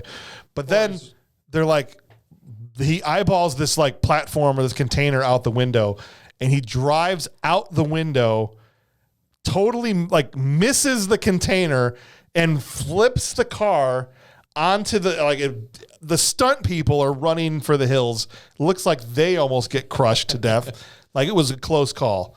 And then when it lands, the car is jacked. Cut to a reaction shot, cut back to car pulling away, no problem. Absolutely. Dude, I mean, you see this all the time. I mean, like, you've watched, obviously, Dukes of Hazzards, right? Yes. They jump that car. It hits the ground. It buckles the fenders. The hood pops open. The windshield breaks. Next frame, perfect car driving away. That's how you do it. That's what I'm saying. How you do it. That's it. My question is, do you think they missed that on purpose? It had to have. For the cheesiness of this movie is so over the top that they legitimately, intentionally had to leave this kind of bad detail in because it's so easy to fix. Okay. With the capabilities that they had, that has to be intentional. It There's almost no looked, way. that roll and that crash was so gnarly, it looked Right. like it was accidental. But it's me. like oh man, Chuck died in that scene. We got to leave it in. It's like, we have to use it for Chuck's honor. You know, we can't get rid of that. You know, the trivia on the movie is very limited, so who knows? Who knows? R.I.P. Chuck. Poor Chuck. Poor Chuck. That was that same guy from that other movie in the car. Yeah. Remember him? I did Yeah, that remember one. him. Yeah. R.I.P. to him too. Yep, that guy. The thing with the guy in the place. Yes. Yeah. Thing. He was there. He was great in that scene. Yeah. Meanwhile, back to the back to Rob Schneider getting a Band-Aid put on him. Well, no, before we get back to that, Come on. Ray brings Skinny to the Buddha, Yep. and he's like, he makes a horrible joke, Okay. right? He's like, "You killed Eddie!" He's doing this whole yelling killed thing, Eddie! or the terrible yelling thing that he does. And he's like, Eddie was a brother to me. He's like, "Yeah, Menendez brother." I rewound it 3 times because like the it. subtitle said, "Yeah." What? The subtitle said something that is not what he said. Right. What? You go back and listen to it. Anybody's listening right now. Go back and play the scene where he says to him, Do we have a DVD player? "Don't." We have 'Cause YouTube. I'm like, I didn't Yeah. notice that. He says that Eddie was a brother. He's like, "Yeah, Menendez, bro." Like they're making a 1998 Wow. joke. Absolutely. And first of all, Like not 3 funny. months early before we know about it, you know? Second of all, Wait a minute. the Menendez brothers were cool with each other. They just killed their parents. Yeah. So that's not like being a bad brother to be a Menendez brother. They got each other's backs. What? Now I'm just gonna ask this dumb question. What is a Menendez brother? Oh my God. They were. See, They were that's just his rich. age. That's all. It's Yeah, his age. rich. Wait a minute. Ryan knows this, and he's an encyclopedia. Yes. Okay, you go ahead. The Menendez brothers were famous, notorious for killing their parents. Okay. Together. Rich Kids Trust Fund. Yeah. Yeah. Yes. It was like a big news story in the 90s. Yeah. Huge. Gotcha. So Not- it was just a very poor. It was like a topical joke Yeah. that Right. doesn't make any sense. It was one of those, too soon. I mean, Right. yeah. I didn't even hear the line, honestly. But Well, I thought I heard it, rewound it a bunch of times, go back and check. Maybe I'm wrong. If I'm wrong, write us an email. This show is trash@gmail.com. So they checked the video. They're like, all right, we're going to look at the video and we're going to show that you, Skinny, the one Killed Eddie. VHS tape. The one VHS tape, which even in long play can only possibly have 6 hours of footage on That's right. it. That's right. They just We can't worry about such trivial things. I know. Is it recorded on SP or EP? That's what I mean. And what if it was recorded on SP? Then it was Then only it's 2 even hours less. of footage.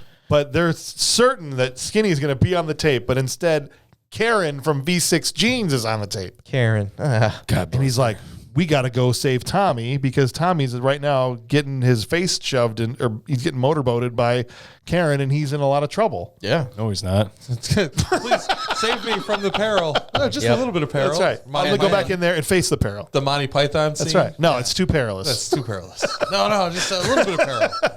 And Yeah. then this is the first time Yes. in the movie in which Paul Sorvino blows up. I'm convinced. you believe he's- it? I'm convinced he's the cousin to the guy from Hudson Hawk, right? So the Buddha explodes into green flames. While all the CIA guys are in there. Well, Yeah. yes. So Paul Sarvino is now Dead. blown up, and Jean-Claude Van Damme right. has to change his pants. Of course. In which we get the line again. He grabs the thing of jeans, goes, knockoffs. Yes, he put knockoffs on. And he puts the knockoffs.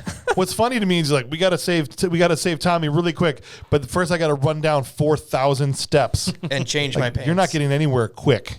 The best part It's of the that worst that place scene- for a base. The best part about that scene with the knockoffs is it allows him to take his pants off again later. Yeah. Oh, he loves to. Nobody likes to get him off. Yeah. Like JCVD. Knockoff. In every movie, he had his butt out. How many times? But in this particular movie, we don't actually get a JCVD butt shot. I prefaced this movie with my wife sitting there as like 25 minutes tops before we see JCVD's moonlit glistening ass.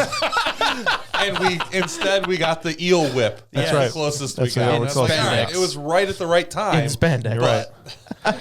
So we find out Karen is CIA. She handcuffs Tommy, and like he thinks it's like handcuff because it's sexy time, but it's not. She's taking him prisoner and reveals herself as also in the CIA. You know, if this was Van Damme handcuffed, it'd be sexy time. It would be. because It'd be a it's saxophone Rob. player would be coming out. And But instead of Rob Schneider, it's it's gun in your face, gun in your face, foot on your chest. Yep. foot on the chest, heel pointed, She came into the room thinking it was going to be Ray. She's like, damn it. All right, I got to do the thing with him anyway. That's what happened. And but here's my question. When she revealed herself as CIA, I'm like, does anyone actually work for V6 Jeans? How is this company operating here? Right. No one works there. No one actually works. What about the models? The models work there, don't they? The models can't do anything. Well, she didn't approve of the spending on the models and the massages. That's true. Oh, yeah, that's They're right. just trying to help out the local economy. Right. Right. That's right. True story. Yes. But massage parlors it just made me around here. realize that no one actually works there. A very solid line of dialogue in the movie that has terrible dialogue. What? Well, you just said. Yeah. It was one of the few good lines. When- It was. okay. I'm sorry, I was Yeah. reading some. Yeah. Yeah. Rob Schneider. Rob Schneider. I had like to process what you legitimately- said for a second. Rob Schneider is a stapler. Hold on a second. I got to put what Ryan said in my Ryan interpreter and program it. Schneider in this movie actually plays the straight guy. That's right. That's so That's weird. right. It's so weird. He's not It even is that the funny. weirdest thing. Like the setups for him to be Ryan freaking Schneider are all over this, and he just never shows up. He was a knockoff. That's right. It was He was It was knockoff Rob Fake Schneider. Rob Yep. Schneider. Rob, Right. did I say Ryan? You did, but you know what? Hey, I'm He a acted moron. like his He cousin was- Ryan he was his Schneider. cousin Ryan Schneider. His I'm an cousin idiot. Ryan showed up. Yeah. Looks just like him. This is what happened. was a JCVD showed knockoff. up. He wasn't supposed to be there, Yeah. and it was a knockoff Rob Van Dam. Van Damme. RVD. Splash. I'm getting all messed up now. RVD, JCVD. All right, we gotta move on. So it was a, Oh, God. so knockoff in and of itself is a knockoff Jackie Chan movie. Yes. With a knockoff Rob Schneider playing. Ryan Schneider shows up to play Rob Schneider's part, Playing the straight man. playing a because- straight man in a movie about knockoffs in which they use the Rob's- phrase knockoffs 21 times. That's right. That's gotta it. Because Rob Schneider was making Judge Dredd. And so Tommy Yes. and Karen, before anything can happen, are abducted by the Russians. At the same time, Oh my Van God. Damme is jumping out of his pants. Right. Do you have something to add about that? No, yes. So it's like, okay, so now they're going down to do something, and the Russians are hiding in the mannequins. Okay, fine. Classic Russian move. Classic. Who Yep. hasn't seen So you're that? telling, hold on, you're telling me Chestnut Halloween play out 1,000 2018 times. ripped off, knockoff? Yeah. Which Oh, wow. in and of itself ripped off I Know What You Did Last Summer. Right. Yeah. Because the fisherman was hiding in the mannequin when he These killed people Sarah were Michelle all Gellar. watching Knockoff on opening night. Yeah. So they get abducted, and Yes. Jean-Claude Van Damme is changing his clothes Because he in a Rick T. figures out there's a bomb in because his jeans, he scans his button, his V6 button, his jean nipple. G nipple, and finds out that it's a nanobomb. That's right. Yeah. So now he must change his clothes. And instead of the Russians just waiting for him to open the door and shoot him or anything that would make sense, No. they decide let's place a bomb above the closet door Yeah. so when he exits, he will blow himself up. Let's go through the very complicated process of setting up charges Yes. outside the door. Yes. Hoping that he uses said door. Right. But Boat Cop was there to save him. But Boat Cop comes in. That's right. Inspector Han. How did- Right. I thought Boat Cop died at the beginning. no, he survived. he had that sweet exit when he came out of the water. And he just was gone for 2/3 of the movie. Right. Well, Inspector Han's at the. Oh, he's at the raid. The Well, raid you're too. right. He does because he jump out mentions of the way. mom's pizza thing. That's right. But What when- happened? Did you guys notice his scar was missing by the end of the All right. movie? Well, We're jumping ahead Yeah. Stop. all right. because we're at an hour 10. Okay. We're doing great. Almost Yes. the length of the movie. Let's keep going. We have 20 minutes. We're going to the final showdown. Okay. Gotcha. Russians have kidnapped Rob Schneider and Karen from V6 Jeans, and her holding CIA. them, CIA, and is holding them on this boat. Okay, and they're interrogating them. Yes. The CIA guys show up, but they're bad guys. First, we find out, they didn't die in the Buddha, but also they're also bad guys. So Paul Sorvino shows up and shoots one of the Russians just for fun. Yeah. Or something. And then he's dressed like the world's greatest golfer. Yes, shouts Yes. entrepreneurship, baby cakes, and smacks Karen in the face. Yes. She deserves it. Yes. My favorite part of the entire movie. And then I was like, what a great line. and divulges it made his me entire plan to blackmail cable companies for $100 million a month. Right. HBO. Yep. HBO. Yep. But meanwhile, Ray and Boat Cop are sneaking on board via zip lines. I mean, so much is happening at the same time here. Yeah. Yeah. Yep. We skipped the part where the Russian was trying to force feed her acid in That like was a like, vial. he pulls the little dropper thing, drips acid out. It's dripping through. It looks like it's her arm. I don't know what they dripped it on, but it wasn't the chair. Arm of the chair. Arm of the chair, maybe. Yeah. So it's eating through that, and then he takes the thing that it just dripped off of and puts it in her mouth. Yeah. No drip, no nothing. No, No. Yep. She's She's good. fine. Good to go. Not that there was any extra No residue. No. residue on the nozzle. No acid drop there. Yeah. Yeah. Nope. And also, while all this is going on, there was just too much going on. I know the final sequence is cool, but they just threw so much at the wall. Yes. Like the ship absolutely. trying to cross this deadline or whatever Yes. they kept Right. saying. Like they're dealing with that for like a whole big giant part of this. And thank God when your boat is not where it's supposed to be, that Boat Cop is aboard and Boat Cop is able to steer the boat away from the deadline. I'm like, why even have that in the movie? And nothing ended up happening because of it. You took away from this whole last fight scene to have this tense moment where you have to turn the boat around. Created a sense of urgency? How? I don't know. Because it was the day of the Hong Kong handover. So you had. They had to tie it in somehow. In power somehow. What's I that? don't know. Maybe if they'd have gone out past something, they wouldn't have had any jurisdiction. Would have had to stop. I got nothing. That was literally the only plot point in which the Hong Kong handover actually played a role. I feel like that's why they shoehorned it in there. Yes, because then they were like, well, we got to have the helicopters because who was the prince Right. at the time? I don't know. Charlie, Prince of Charles, Wales. yeah. Prince of Wales. So the Hong Kong handover is going down, right. and this cargo freighter is Right. barreling toward And Choi's like, I've got 6 Yeah. helicopters. I'm freaking using them. Yes, exactly. Right? Yep. Bob, did you like the last action sequence where basically Van Damme just comes in and he's literally just sliding around shooting dudes? I loved it. I also liked the fact that he had like 2 epic fight sequences with 2 of the most obnoxious villains. Oh, he fights the greatest villain he's ever fought in a movie ever. First, Coughing guy with ninja glasses. yes, first off, the guy's coughing like he's got tuberculosis. What is And that he just goes, His "Psych! name- I'm a eyeglasses throwing ninja," and just starts throwing his lenses at Van Damme. all right? And 20 then who knows the character's name? I have no idea. It's coughing guy with ninja glasses. Why? What's the character's name? His actual name is Tickler. Shut up. Seriously. Okay. Wow. They went through they went to the trouble to name the character. He's named in the very first scene when they blow up the dolls, and they say, the one character says, Tickler, we must do it now. Oh, I totally missed it. Yes. That's amazing. So the tickler is the greatest bad guy. Yes.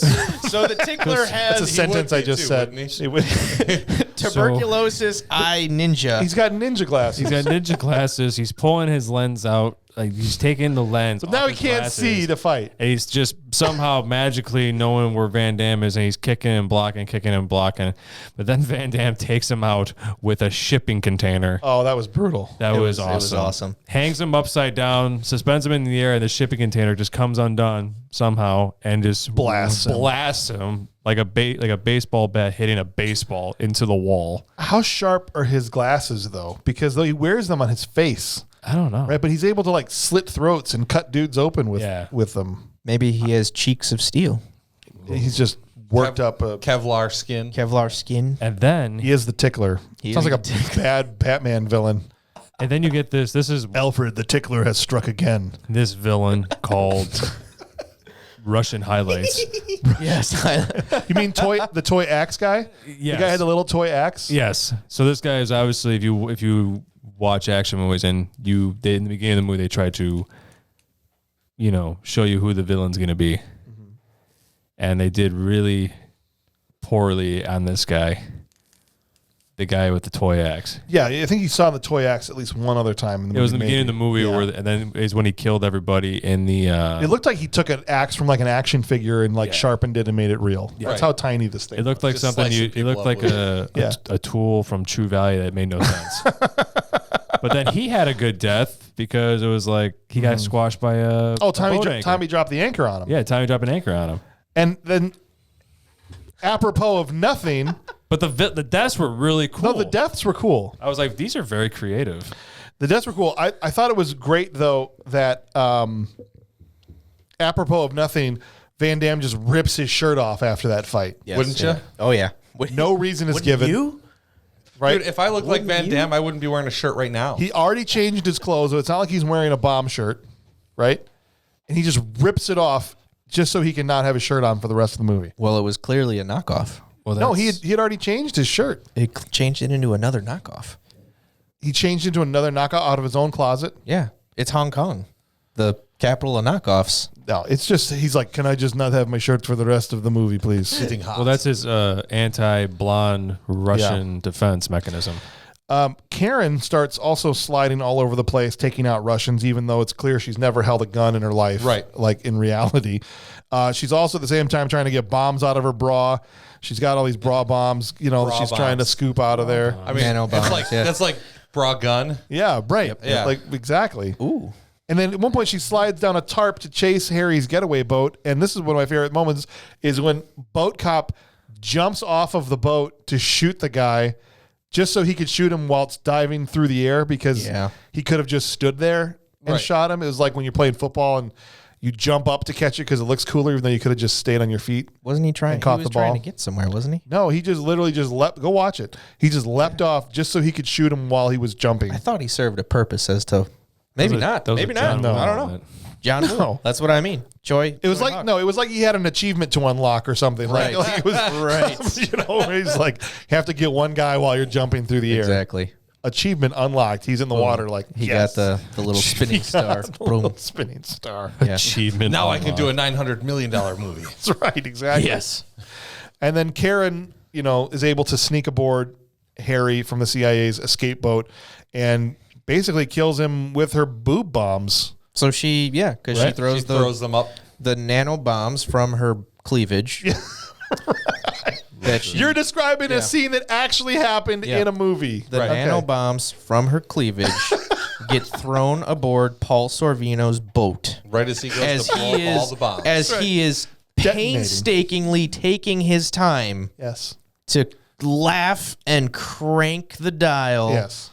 Which takes at least 2 minutes, apparently, to detonate these bombs. And so while he's thinking he's just blowing up that ship, some of the bombs he's about to detonate are between his legs. Right. Just in enough time, though, for Boat Cop and JCVD and Schneider to get on a dinghy.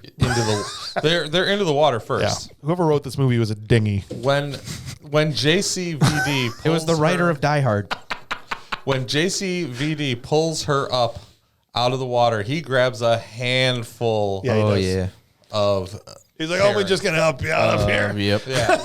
He grabs a whole handful of Karen on that scene. She's unfazed 100%. I would be too. Did you think that Paul Sorvino was dead at that point? I mean, his balls should have been exploded from the boob bombs. Can you believe it? Yeah, actually, it did get me because I haven't seen it in a while, so it did get me. I go, oh, that's right. I forgot this is how he goes. And then you get the ending. With no explanation offered. Wait, smash cut 2 months later. Smash cut to it, which I actually did enjoy the bar scene at the end. Where That's they're fine. messing Yeah, that around. was fine. That would have been a nice little epilogue, little tag on the end of the movie. And then But there was no reason to do what they did. No, but which was to reveal that Sorvino's still alive. So he's still alive, sitting in a closet in Hong Kong, playing with the... Not only is he still alive, he's fine. Yeah, he's totally fine. No scars. Yeah. He's totally fine. What they didn't show you is that these green fire project still doesn't work. All right. Not only is he- they are very high yield appearing, but Yes. they don't do a whole lot of actual damage. Not only is he fine, he's impervious to damage. I think he's still alive. Honestly, I don't think the last explosion killed him. I think there was going to be a knockoff too, and he was just going to be fine. Like, what? I didn't die. And he's got glass all over his face. No, he'd be fine. He'd be fine. No, you missed. I had my I had a force shields field on. I That's had right. force I had fields. force field. No, you missed. Yep. No, you didn't get me. Invincibility on my. There's a part of the movie where they literally drop kick a syringe of acid onto his arm, and it burns away his jacket to the skin, but his skin is fine. But his skin is fine. Yeah. Yeah. Right. It's that The Italian man is skin. impervious to pain. It's Italian, man. Yeah. Is that what it He's is? Italian. And impervious to green fire. He survived The Sopranos, did he? Well, what happened? He blows himself up for a third time. Well, yeah, Rob Schneider blows him up. Right. Yeah, playing No, with the JCVD thing. does. Who does? Oh, he was JCVD playing blows with the him up. remote. Yeah. The JCVD or Rob Schneider? JCVD does. And so Paul Sorvino's dumb enough to play with these bombs without the detonator. So 2 months later, mind you, 2 months, Yes. 60 days. And they're still playing with a fried detonator. And this fried detonator that Rob Schneider pulled out of the Rob Schneider. sea. Yes, they're- the sea. Was it the Beijing Sea? I don't know all these things. The Hong Kong You, Sea. you don't know these things? I don't know that. Go ahead with your particular point, thing. though. No, it's just it's like, okay, so a random hard cut 2 months later, Tommy and Marcus are still friends, Right. which that is already my like, okay, so the whole mission's over, Right. but yet Tommy is now still in Hong Kong. Are they legit? like, yeah, right. Well, they're there still- apparently was no CIA No, there wasn't. because she was CIA. Our bad guy was CIA. Everybody but Jean-Claude Van Damme was in the CIA. Right. But Jean-Claude Van Damme was the only one that knew how to use weapons and fight, despite only being a fashion designer. That's right. Yes. That's right. Knockoff guy. Yes. he's Yeah, they Jean-Claude never Van Damme. explain how he knows karate. No, and that was another big part of it. Like, you get to the end of the movie, and the only expo dump on Marcus Ray is, Marcus Ray, parents died when he was 10, worked odd jobs, became the king of knockoffs. That's right. And it's like, It's the greatest. Also, backstory of all world-class fighter. yeah, apparently he also knows how to use sniper rifles at close range and can do everything Jackie Chan It's can an do. excellent point that I didn't even consider. All right. Let's give some awards out to this movie. Wait, No. what's the last line? Do you know it? Yeah, forget it. We don't. Right. Forget it. We don't know So we don't know. Paul electronics. Sorvino is shoving nanobombs into a toy Tyrannosaurus Rex. Yes. And JCVD just picks up this remote as Tommy is inventing the universal remote. Yes. Yes, he is. As he's Yeah, like, one for your One garage. for your garage, one for your TV, one for your toaster. Right. And then JCVD picks it up, cranks the dial. There's an explosion in the distance. They look and at he it. says, "Forget it, Tommy. We know nothing about electronics." Forget it. We know nothing about electronics. Cue, Roll credits. cue the original song written for the movie by Yes. Sparks. Oh, Yes. Yes. gosh. No kidding. The song was great. It is a great The song is not great. Fantastic. How does it go? Who cares? Knockoff. No, it's like it's no, but there's a tune to it that's very unenjoyable. Found this song in Hong Kong. That's right. But it was a knockoff. Knockoff. That's right. Oh gosh, it's so So bad. close to real. That's right. Will Smith was like, "I'm never doing a song for a movie again." After he heard this, it was so much better than anything Will Smith ever did for one of his movies. But we can't. We don't have a license for it, so we can't play it. I know. But go watch No the end credits sync on license. Knockoff. Skip the entire movie and just watch the end credits so you can hear the song. So the song and the score was all written by a group called Sparks. Great. What else Yes. did they ever do? Well, they were part of the 90s EDM Britpop brother duo scene. That was That would have been a better ending if they had decided they were going to go into the EDM Britpop scene instead of becoming remote engineers, like for TV remotes or whatever they were going to do. That's what I mean. The encyclopedia for useless knowledge. right. They were like trying to be Daft Punk, but Daft Punk beat them to it. But not good. All right, so let's give some awards out to the movie. No. We start off with the first one we always give out is the Will Patton Award for intensity. It's not an acting award. It's the actor that was acting his role with the most intensity in the way that Will Patton would in literally any movie or role that he is in. So who is your Will Patton Award for intensity winner, Bob? Crap. Oh, God. I mean, I can tell you who unless you're ready, Ryan, you can go ahead. Tickler. Tickler. Tickler. Tickle. Hey, Tickler was actually played by a stuntman, and the entire fight scene was twice as long, but they cut half of it out. Oh, I need the full uncut Tickler scene. Yeah. That's Ticklers.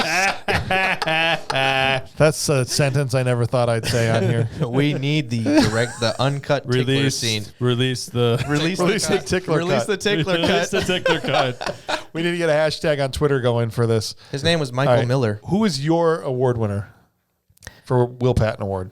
I feel like I need to default to Paul Sorvino Really? because I don't think he's intense. Yeah, I didn't take that. I didn't think anybody was intense. I don't Van know. Damme, I mean, every time on the roof scene He with the was pole, hardcore.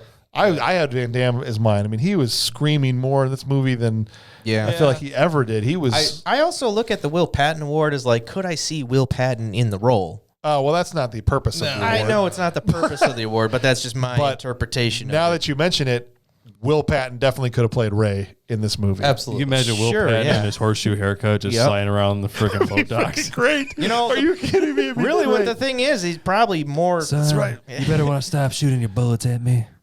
He probably would have been closer to who Marcus Ray actually was. Thank you. If Will That's what Patton I'm saying. Like they had a handlebar mustache. No, he was a copy been great. repairman. It, All right, who's your Will Patton Award winner? Dude, The boat. the little guy in the The rickshaw. rickshaw. Dude, that guy was You know just what? hardcore hateful for Rob. All right, we have a four-way tie when he for calls him the shrimp. the The Will shrimp Patton dissed Award. me. We have a four-way tie for the Will Patton Award between Jean-Claude Van Damme, the Tickler, Paul Sorvino, and the little guy from the Rickshaw Race. How does everyone feel about Cousin Eddie? Yeah, but He was more of a crackhead. Yeah, but Will Patton could play a great crackhead. The Trash Can Full of Dirt Award is the award that we give out. This is an acting award to the person who had the worst performance. I thought this was the Michael Dudikoff Award. It says it is. So thank you. I was just about to get to that. Oh, no.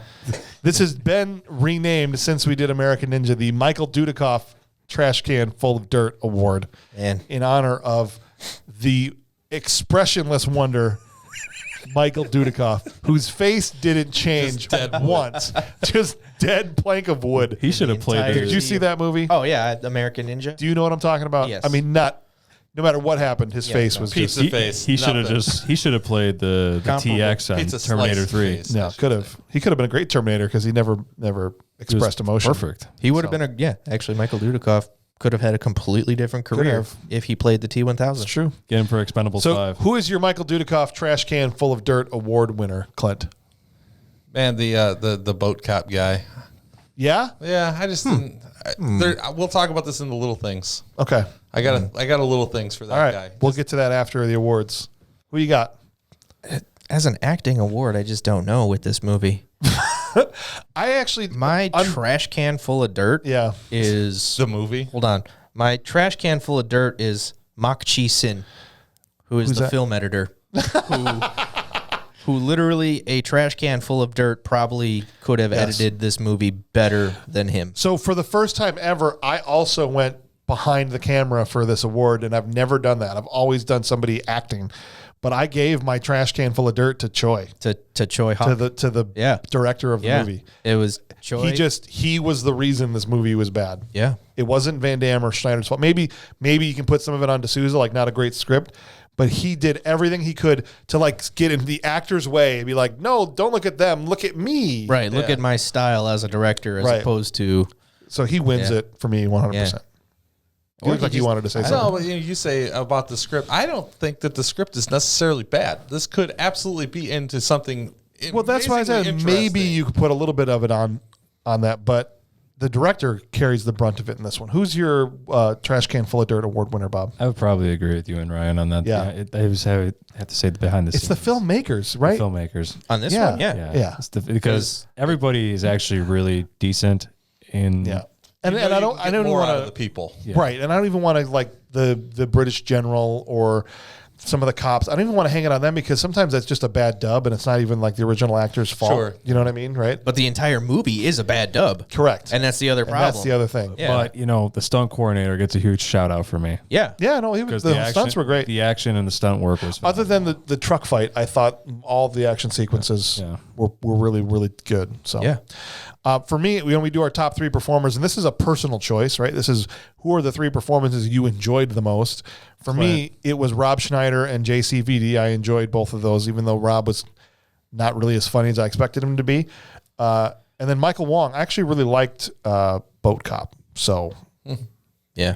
thought he was good. But who was your top 3? I'm going to do, obviously, Rob Schneider, JCVD. Yeah. And my number 3 is going to be Karen. Karen. I like Karen. She's pretty. She All made right. the movie interesting to me. Right, that was Leela Koshan. Is that how you say it? Koshan? She's really good. Roshan. Sheila Roshan. Check out the Big Hit. She's really good in that movie. Yeah. too. Oh, yeah. She is in the Big Hit. She Yeah. is. Yeah. I haven't seen that. Hilarious. Yeah. That's a bad Mark movie. Wahlberg and movie. Lou Diamond Phillips. Oh, check it out. Who's your top 3? I guess we'll go with, like JCVD and Rob Schneider do play off of each other well. Yeah. For what. I think in a different movie, that was a good pairing. Yeah. Absolutely. Yeah. And I'm going to go with probably Michael Miller, Okay. the tickler. The Tickler. Yeah. Because he sold me on those ninja glasses. Ridiculous. The most ridiculous thing. Is that the WTF thing you texted me about, or was it the guy that was still alive after the 3rd time he blew up? No, it was just the whole thing. Oh, just the whole thing. The whole Okay. movie was a WTF. It was towards the end of you watching it. That's why I thought maybe it was. I was done. I was waiting for it to do something and never I did. thought it was Ninja Glasses. Who's your top 3? Rob Schneider 3, JCVD 2, the Eel 1. He The performed. eel. He did good. The heel whipping the hiney. All right, well, here's your last chance. If there was anything you missed, anything at all on your sheet that you'd like to bring up or some tiny thing in the background you noticed, it's time now to talk about the little things. What's your thing you got? You said you had one. When you are the boat cop, this guy was the whole first part of this movie is in subtitles. They're speaking Yes. some type of Mandarin, Chinese, whatever they're speaking, It whatever sounded language. dubbed too. Like But whatever language is, these are obviously supposed to be their native language. They're talking, yelling back and forth at each other, and the guy's about to get killed. And he goes to dive into the water out of the way, whatever he does, but he says in English, "Oh shit." Like, really? I don't think you're reverting to English for the first time. Yes. Just while to you're yell fearing that. for your life. I did like in that boat chase, the guy that got shot and did like a pirouette or like a half gainer off of the boat before he fell in the water. That was the form was great. Yeah. And then obviously I texted that this is the first Van Damme movie I have ever seen with no action in it whatsoever. Now, I don't mean the fights. There's no Van Damme. Yeah. I mean, aside from him grabbing a handful, pulling her onto the boat, there's no actual Van Damme action. he was in this playing movie. Jackie true. Chan. No Van Damme. You're talking about between him and a lady. Yeah, Yes, exactly. that's true. No action. That Yeah, way. no action. None of that action. Yeah, so the other thing I thought, little things that stood out to me was funny was how JCVD is so ripped that he can't wear a Hawaiian shirt without ripping it to pieces. Like literally just flexes biceps and ripped $1,000 Hawaiian. Our dad would Knockoff. have been mad. Yes. It was a knockoff. It was a knockoff. Our It dad was a would have been knockoff. furious. But after the other thing was after the Buddha exploded, before he put the knockoff on, he's sitting in this like the back seat of a car with his feet hanging out or whatever, and he's still smoldering. Like there's literally still smoke coming off of him from this explosion that happened. I don't know, at least long enough ago that he made it all the way down the steps. Yeah. And it just seemed like something out of a Bugs Bunny cartoon. Maybe it was his shoes blowing up. that he just was still smoking. Any other little things for you guys? Because I have a question I need to ask if you don't have any. I would just say the creativity. Yeah. The creativity so? on the death scenes. Okay. I know you love the rocket out of the safe. I love Yeah, yeah. I love good guy. I love Boat anchor. Yep, I love a Boat good anchor, bad guy Container death scene. smash. I know you do. It's your favorite. Yep. It's my Container favorite. smash. I Yeah. literally I just- watch action movies to literally be like, how is the bad guy gonna die? Yeah. It really drives me nuts when they get shot. Yeah. My thing is, what happened to Stephen E. D'Souza? He wrote Die Hard, He wrote 48 Hours as well. the greatest action movie ever. It's almost Nothing, as if nothing else needs to happen. He wrote the greatest American action movie of all time. Right. That's it. he invented the buddy cop movie. And it just He went. did. He invented the buddy cop movie and wrote the greatest. I would say American Shane action. Black invented the buddy cop movie With what? Lethal Weapon. 48 Hours, though, was before that. Yeah, but Lethal Weapon was more of a blueprint for what would come after Guess them. so. I Lethal mean, Weapon perfected it. Yeah. But Yeah. you're right. Steve But anyway. D'Souza did create But it. We're splitting hairs, but yeah. really, it comes down to like, so you kind of invent the buddy cop formula. Yes. Write the greatest American action movie of all time. And then in the 90s, Toast. you just Yeah. do Hudson Hawk and the Flintstones and Street Fighter. Hey, I don't know. Hey, there's a reason why Street Fighter's the #1 first episode of Right. the podcast. All right. Yes. It's Street Fighter. You want to finish this podcast, or do you want to come with me? Oh, I don't want to All finish. right. So, is this the movie? This is the question we always ask. It's subjective married with the objective, right? Is it objectively a good or bad movie, followed by subjectively, is it a good or bad movie, right? So, is it a bad movie that's just straight up bad? Is it a bad movie objectively that is rules because it's fun and you'll enjoy it, or is it a straight up just good movie? What do you guys think? It's a straight up bad movie. Okay. It doesn't even rule for you? Yeah. No, I mean it. So you like I say it's said, a bad movie that's bad. it's a bad movie that's After bad. all this time, Bob. It's a bad movie that's Bob, bad. I'm with you. I'd say the same thing. Because It's a bad movie that's bad. It's not the actors or the stunts. It is Choi Park, right? Yeah. You can show me his face all the I time. want you to look at this DVD cover. Yeah. That has Yeah. essentially been a crux of our friendship. It is a crux of our friendship. I didn't throw the He's movie a- away. right. I own a lot of He bad owns. movies. He's got a Circuit City receipt right there. Yeah. Bob has the receipts. I have the receipt. I have. Watch this. Yeah. How about for you, Ryan? The movie is an incomprehensible mess. It's shows promise in a way. I mean, I would watch another Choi Hawk movie. The good. I would like to see something else he did Right. as a redemption. You know, for at least in my eyes. I think the continuous or continual, split hairs on that definition, but the continual absurdity of knockoff Yeah. makes it enjoyable enough to where I would watch it again. As obviously I told you. I've So seen it. to you, it's a bad movie that rules.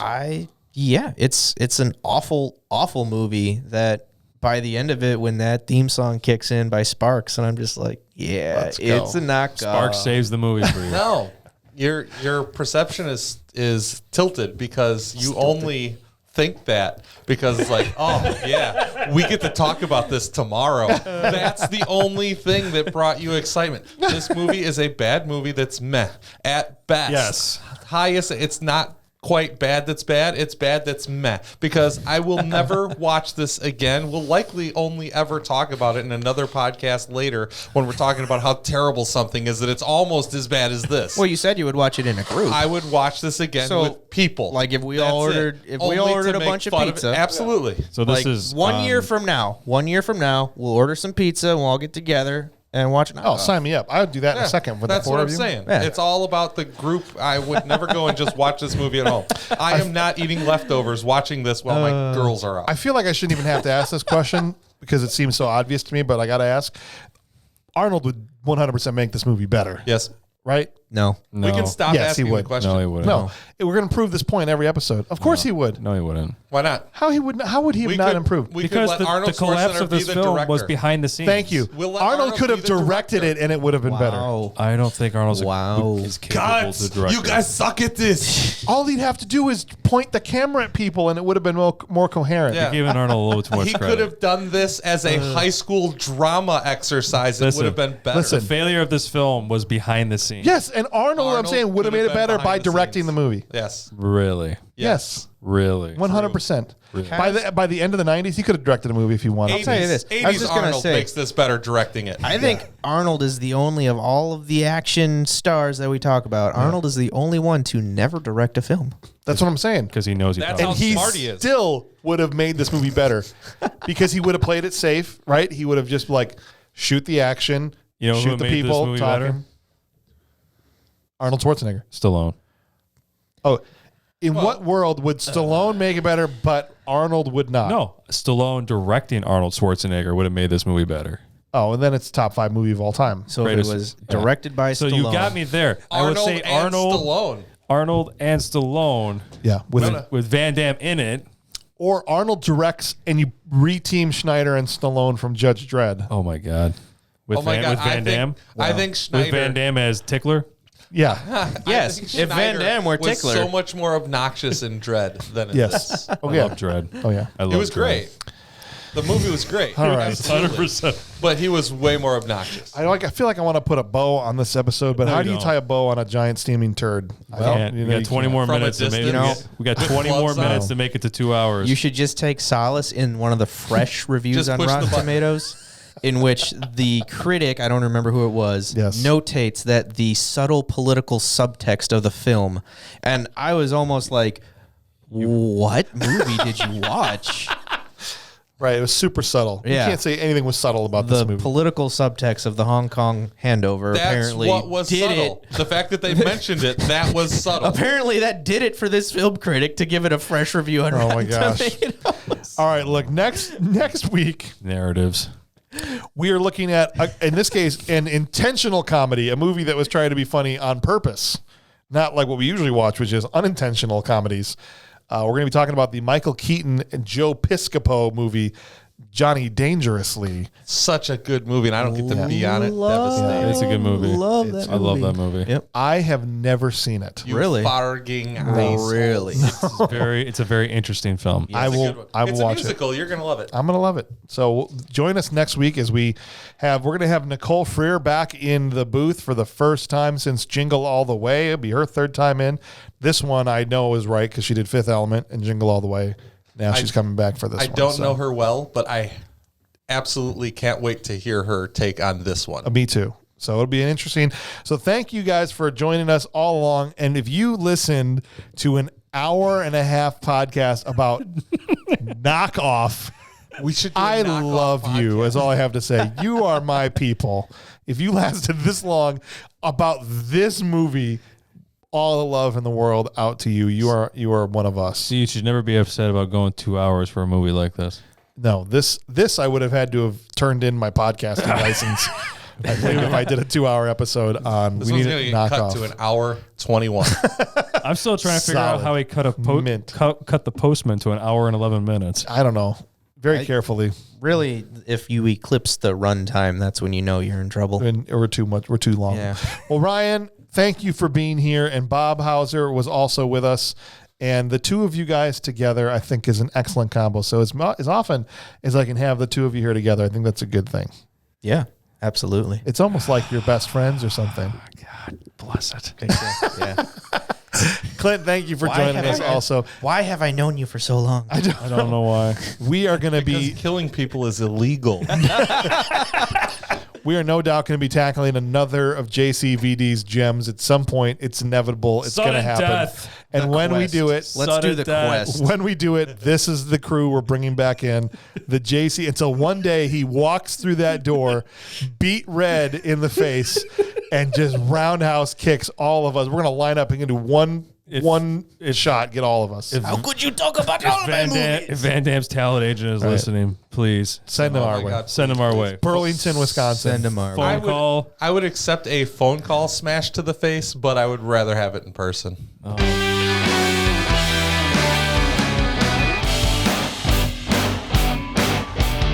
He's never coming on, is he? So I wanted to tell you something, Clint. We're never leaving. So a buddy at work was trying to go on a date with this girl, and he's like, "Oh, she's seeing somebody. I don't know what to do." I go, "You need to do this." A good buddy told me this: ditch the zero, get with the hero. Love it. He's welcome.